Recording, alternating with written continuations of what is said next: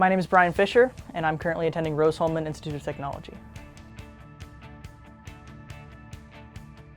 I think the biggest thing that I've enjoyed most about working with this group of people is the fact that I get to do things that are hands-on. It's not like I'm sitting in a classroom or I'm learning stuff from a professor standing at the board. I'm actively doing things. It's building things with my hand, it's learning how they work, it's testing them, it's applying them and presenting them.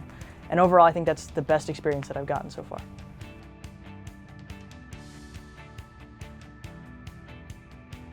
The addition of software, SolidWorks specifically, the ability to model things in CAD and learn from the best that there is. I mean, one of my coworkers that sits next to me, he teaches SolidWorks classes.